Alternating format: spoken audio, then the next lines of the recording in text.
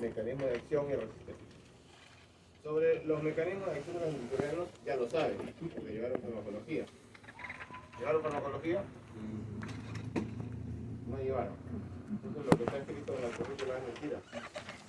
¿Llevaron farmacología? ¿Llevaron farmacología? Sí. ¿Usted lleva farmacología? ¿Ya sabe antimicrobianos? Más o menos. Ya. ¿Alguien sabe sobre antimicrobianos? Nadie sabe nada, lo único que sabe es ella, más o menos. Bueno, entonces ella le pregunten ya, porque ya no, como ella sabe, ella le puede explicar. Prueba de sensibilidad. ¿Qué cosa es la prueba de sensibilidad antimicrobiana? Son métodos que se hacen in vitro para determinar la sensibilidad a los antimicrobianos, ¿sí? Pero no se puede hacer como a mí se me ocurra. Hay que tener ciertas condiciones estandarizadas. No se hace como yo creo, pienso y estoy viendo. Yo tengo un fantasma acá.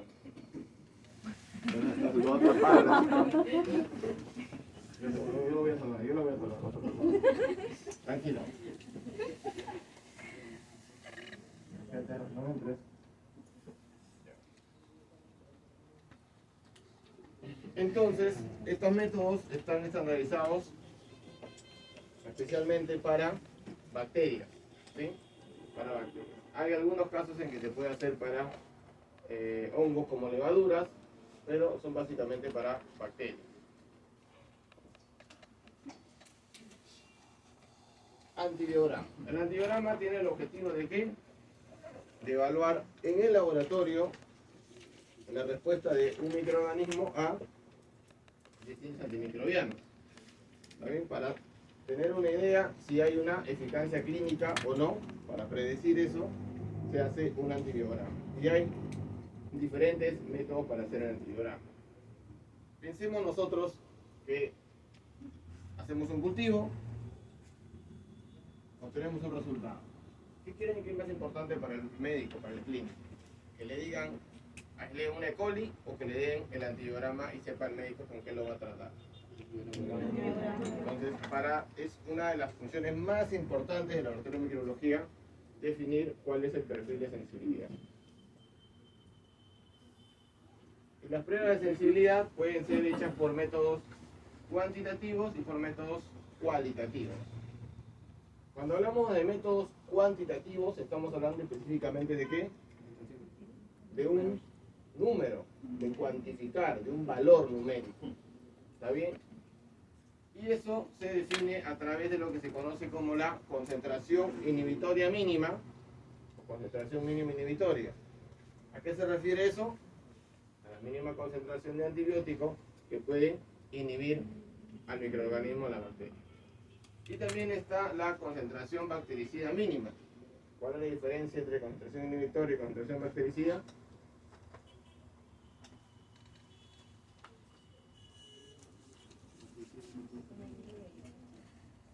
Un inhibe y el otro bactericida. El otro borra todo. Lo borra todo. Entonces esta es la concentración borradora mínima. Elimina todo. Lo mata. Bactericida quiere decir que lo mata. Y luego tenemos métodos cualitativos. Aquellos métodos cualitativos son los que simplemente lo van a clasificar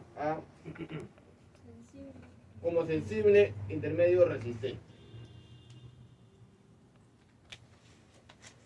Si entienden esto, ya entienden todo.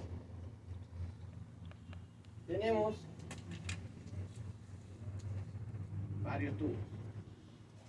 Cada tubo tiene la misma concentración de bacteria, pero diferente concentración de ¿qué?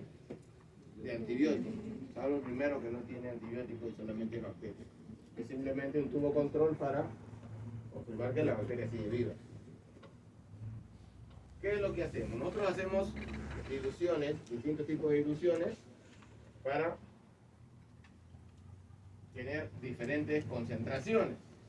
Entonces, si hay menos antibiótico, ¿la bacteria podrá sobrevivir? Sí. Si hay más antibiótico, ¿sobrevivirá? No. Entonces,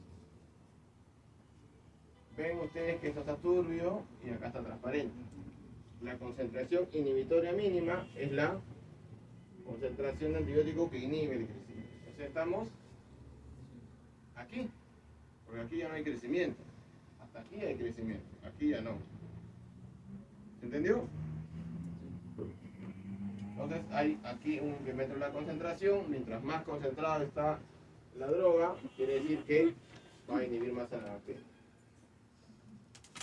¿Se entiende esto? En la mínima concentración que inhibe el crecimiento bacteriano. Y esto se va a describir en las unidades de microgramos por mililitro. En microgramos por mililitro es como yo defino la concentración inhibitoria mínima. Vuelvo a repetir, misma concentración de bacteria, pero distinta concentración de antibiótico. ¿Dónde hago esto? ¿En qué medio de cultivo? ¿En qué medio de cultivo se hacen los antibiogramas? Agarren la quinta. ¿En qué caldo de cultivo se hacen los antibiogramas? La sensibilidad. En caldo Müller quinto. Lo mismo, pero no es agar, sino caldo. Ahora,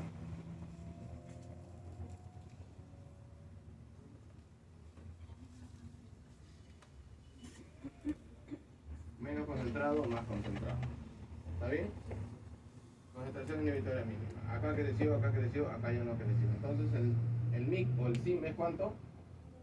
2.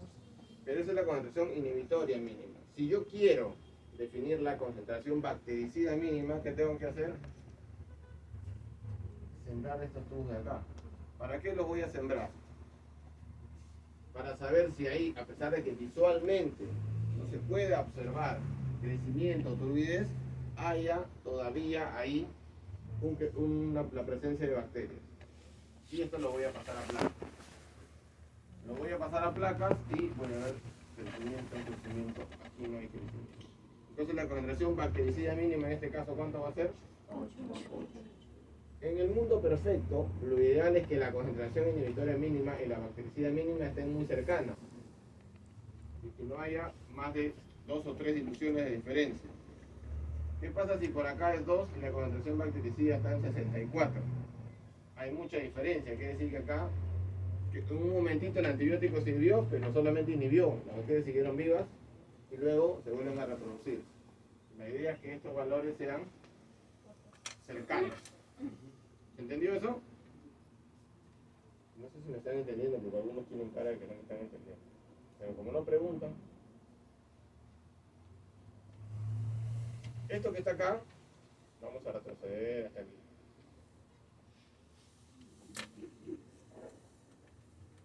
¿Cuántas muestras, para los que trabajan y niegan que trabajan, cuántas muestras, por ejemplo, de orina pueden llegar en un día a un laboratorio? Vamos a poner que es un laboratorio término medio, llegan 40 orinas. Ya, en su laboratorio llegan 40 orinas. De las 40 orinas que llegan, ¿cuántas son positivas? Más o menos unas 8, ¿verdad? 5, 6, 7. 7. ¿Cuántos antibióticos hay que probar para cada bacteria? En una placa de antibiograma por disco de difusión entran 6 dígitos. Si son un paciente ambulatorio, hace 6 antibióticos, es ambulatorio, no hay problema. Si es hospitalizado, requiere por lo menos 10 o 12 antibióticos porque hay que poner antibióticos de más amplio efecto. Vamos a poner solo los ambulatorios que pone 6. Tiene 7 bacterias para investigar con 6 antibióticos. 7 por 6. 42. ¿Cuántos tubitos y cuántas diluciones tienen que hacer acá? ¿Cuántos hay acá? 1, 2, 3, 4, 5, 6. Vamos a poner que no haga 10. Y haga, ¿cómo quiere hacer? 8, 5, 6. 6 tubitos. 6 por 42. Un montón. 252 tubos para un día de trabajo. ¿Saben lo que se van a demorar? Y de por sí sembrar les cuesta. Imagínense hacer 252 tubos. Y además hay que preparar el antibiótico. Hay que tener el antibiótico puro, hay que hacer todo eso. Esto de acá se hace, así como está macroilusión, se hace con fines de investigación. También ahora se hace microilusión, se hace esto mismo, pero en unas placas que son similares a las placas de... Imagínense, para hacer una aglutinación, ¿han visto? como los pocitos de la ELISA que vienen 96, o sea, 8 por 12. Bueno, ahí se hace lo mismo, pero en microdilución. Este es macrodilución. Sigue siendo para un tema para investigación, más que para una porción de rutina. Sin embargo, actualmente existen equipos automatizados que hacen no solamente la parte de la identificación, sino que también hacen sensibilidad.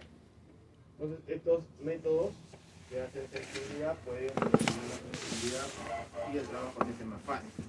Esto va siempre y cuando el laboratorio sea un laboratorio grande, que tenga un gran número de muestras, porque normalmente los equipos automatizados se compran, te lo dan prestadito y tú le compras los reactivos. Porque vamos ustedes a pensar como dueños de laboratorio. Me compro este equipo, Microscan, en mi laboratorio, me cuesta $8.000, me cuesta un montón de plata. ¿Qué pasa aquí en 10 años?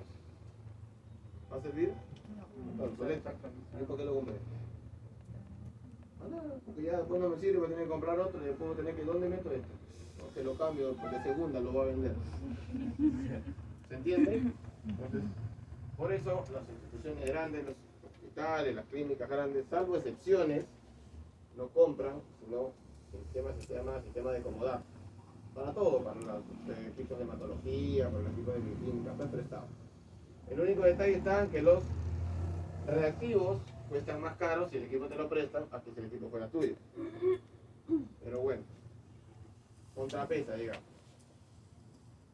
Además, la empresa que te lo presta está obligada a hacerle mantenimiento. No le conviene que se malogre su equipo. Entonces estos equipos hacen la prueba de sensibilidad. Por microdilución. ¿Lo vamos a ver en el curso? No, no lo vamos a ver, porque no tenemos equipos automatizados.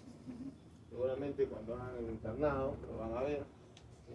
Que vayan a hacer su internado a la NASA o a la costa del Cerro del Pino, es de lo que publican.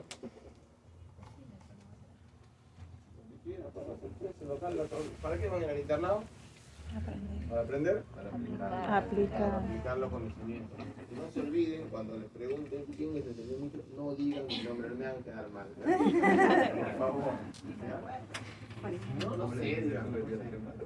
¿Ya? No sé, no. Era un chatito, negrito. Este, por ejemplo, es el resultado del equipo Byte. Aquí tengo el resultado. Está medio borrosito acá, la computadora se ve bonito y en sus hojas debe verse más o menos. Este es una E. coli y acá tengo el resultado. Tengo los antibióticos y tengo los valores de la concentración inhibitoria mínima y al costado tengo la interpretación. Si ese valor que me dio es sensible, intermedio o resistente. Esto es lo que hace un equipo automatizado actualmente.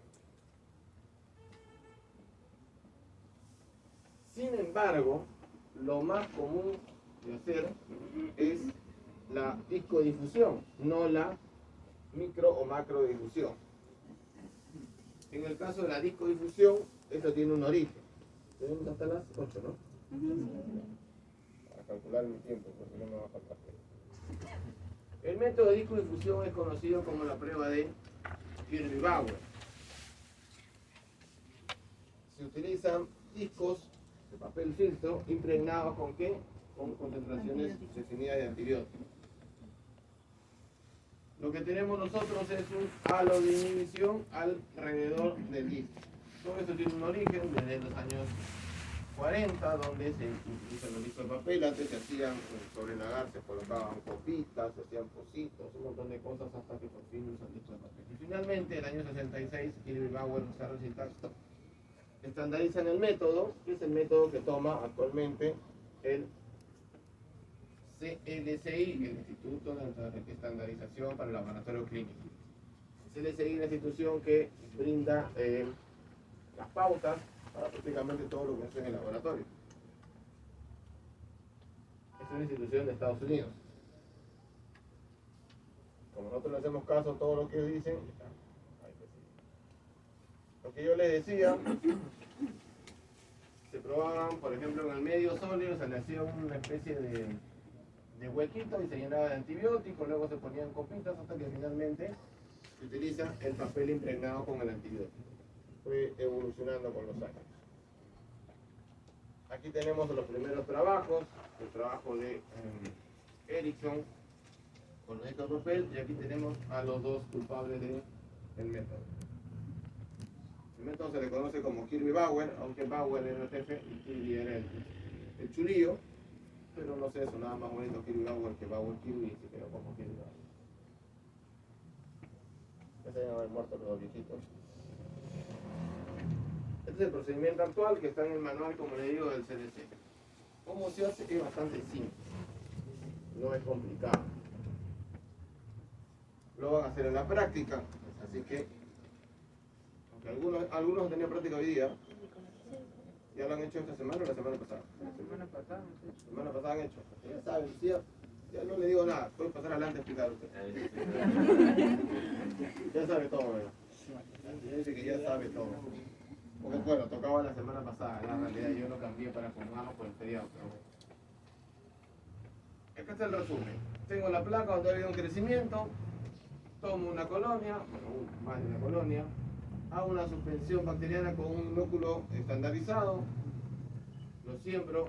¿Se acuerdan cómo se llama ese método para sembrar con el hisopo? ¿Hisopo?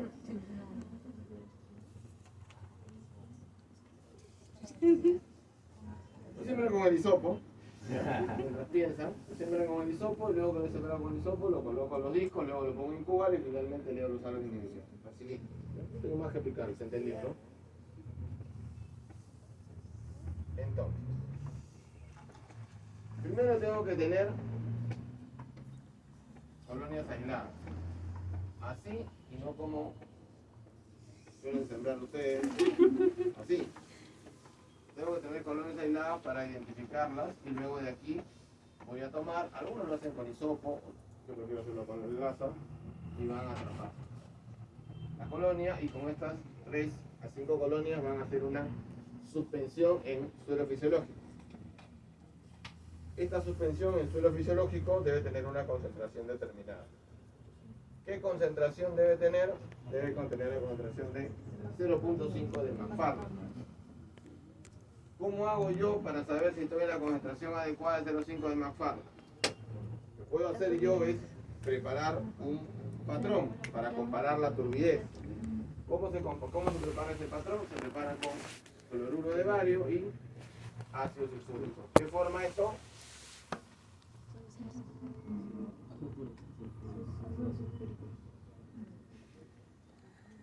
Fosfato de bario. Esto me da la turbidez. ¿Cómo verifico que estas concentraciones de 0,5, tal, todo lo que está escrito acá está en la concentración adecuada? Lo voy a leer en un espectro. A 625 nanómetros me debe dar una absorbancia de 0,08 a 0,1.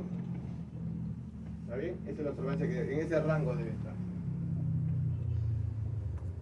Para que este patrón que yo he preparado no se malogre, hay que guardarlo bien tapado herméticamente y protegido de la luz.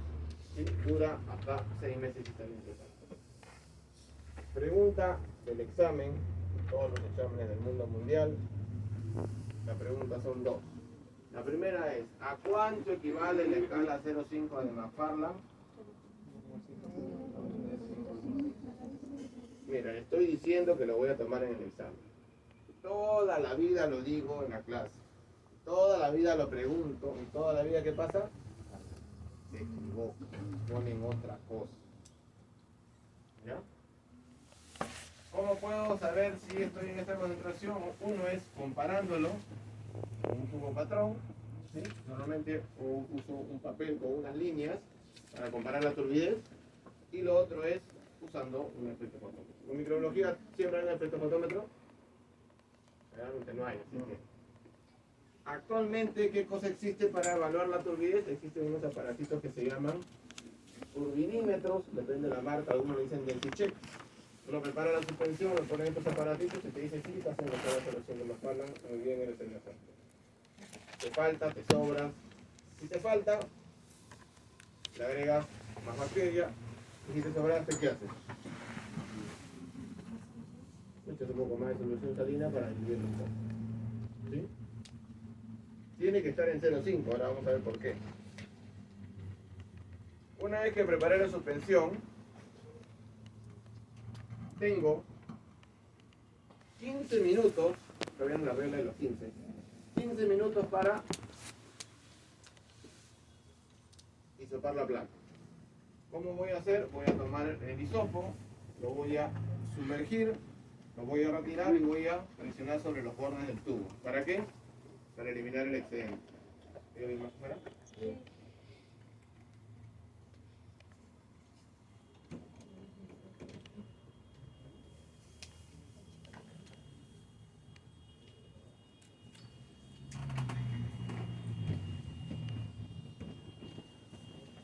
Una vez que hice esto, tengo que hisopar la placa. Lo tengo que hacer en 3 direcciones. Esto se hisopa no como cuando se siembra con el asa. Tienen que hacer líneas y trazos. Esto tienen que hacerlo como si estuvieran coloreando. Cuando estaban en el inicio, tomaron el examen de ingreso para el colegio San Antonio Marianitas, ¿no? Entraron al Centro Callao, ¿alguien? ¿San Antonio Marianitas? Dieron su examen para entrar en el colegio Carmelitas. Bueno, estuvieron en fielería número 5, Chacarías, por el rancho. Entonces, cuando tú tienes que colorear, tienes que llenar todo. Entonces, pintas así como desesperado, ¿no? Lo único que te dicen no te salga de la rayita, pero si no, igual. Tienen que hacerlo así, bien pegadito. ¿Por qué? Porque el crecimiento tiene que ser como si fuera una alfombra, todo parejito. ¿Qué pasa si yo hago las líneas muy separadas? Y luego la otra línea y la otra línea. Al día siguiente, que voy a tener cuando lo vea, va a aparecer un Michi así todo cruzado. Y eso no está bien. Tiene que ser todo bien pegadito. Primero hacia un lado, luego hacia otro lado y luego en 3 direcciones distintas. Para que completamente se haga. Pero son 3, no 4, no 5, no 2. No hago hasta la mitad y luego le doy la vuelta. No, de principio a fin, de principio a fin, de principio a fin. Cuando termino, paso el hisopo por el borde. Cada que yo digo esto de paso el hisopo por el borde, cuando ustedes llegan a llegar al internado, llegan al internado y me decían, a mí me dijeron que no lo pase por el borde. ¿Y por qué? Si así está escrito en el manual, que lo pase por el borde. No, porque si hay una colonia, se va a contaminar. ¿Tú por qué vas a usar una placa que tiene una colonia en el borde? Entonces a veces no la ves, porque tú lo has hecho control de calidad de tus medios, tienes que pensar que hay una placa en el borde. Entonces, el procedimiento es así, termina el hisopar y luego se pasa el hisopo por todo el borde. Ya coloqué, ya distribuí uniformemente. Tengo ahora 15 minutos más. ¿Para qué? Para colocar los discos. Los discos se colocan con una pinza. Algunos utilizan, pues, en otra escuela, una aguja. Agarran una aguja, hincan el disco y lo ponen ahí. ¿Qué es lo que no hay que hacer nunca jamás? Quemar la pinza. El asa de siembra está hecho de alambre. ¿Qué cosa es el alambre? ¿De qué está hecho el alambre del asa de siembra? No, yo uso de plástico, de pastel. De metal. ¿Qué metal es? ¿De qué? ¿De tierra? ¿De acero? ¿De qué está hecho el asa de siembra? Originalmente las asas de siembra estaban hechas de qué cosa? De platino, asas de platino. ¿Por qué se usaba el platino? Porque el platino es un metal que rápidamente sube la temperatura y rápidamente baja la temperatura. Entonces lo ponías en el mechero, ponías rojo vivo, lo retirabas y se enfriaba. ¿Cuál es el problema del platino? ¿Qué tiene tarjeta de crédito? ¿Oro o platino? Ninguna. ¿Cuál vale más, la tarjeta de crédito de oro o de platino? La platino, ¿por qué? Porque el platino es más caro, pues. ¿Qué es lo que nos importa? Lo que es más escaso. Como el platino es escaso, es más caro. Entonces dijeron, ya no vamos a gastar platino, porque es muy caro, entonces usaron otro material. ¿Cuál es el metal como están hechas las asas actualmente? Con una aleación. Esta aleación es de níquel y cromo. ¿Cómo se llama esa aleación de níquel y cromo? Nicrom. Nicrom. Son asas de nicrom. Rápidamente se calientan y se enfrían. Eso es nicrom, se calienta y se enfría. ¿De qué está hecho la pinza? Nicrom. La pinza. ¿De qué está hecha una pinza? No, la pinza está hecha de algodón. De acero. ¿Qué pasa con el acero? Primero se tarda más en calentar y se enfría rápido. Una época, bueno, ahí tuve bastantes problemas, pero bueno, era que yo le decía a los internos, no quemen la pinza, no quemen la pinza, no quemen la pinza. Pero no hacen caso. No quemen y seguía. ¿Por qué no tengo idea? 20 veces dije no quemen la pinza. Si tú pones la pinza al calor, se calienta y luego agarras un disco, ¿qué va a pasar con el disco? Todo el antibiótico se va a natural, no va a servir. Yo le decía, no quemen la pinza. Entonces, como ya poca paciencia, ahora soy un santo, yo antes era un... ¿No? ¿Para qué lo utilizas? Es un antibiótico. O sea, primero la pinza no es que esté... No, ¿por qué utilizas el asa? Siempre, porque lo metes con bacterias, porque lo metes con muestras clínicas. La pinza está ahí, tranquilita, no molesta a nadie, está un costadito. Lo más que uno puede hacer con una pinza es... Algunos meten sus pinzas al horno, lo ponen en papel craft y lo tienen esterilizado. Me parece una exageración, pero uno no hace eso. Lo más que puedes hacer es echarle un poquito de alcohol y lo flameas. Lo más. Igual tienes que esperar que se enfríe.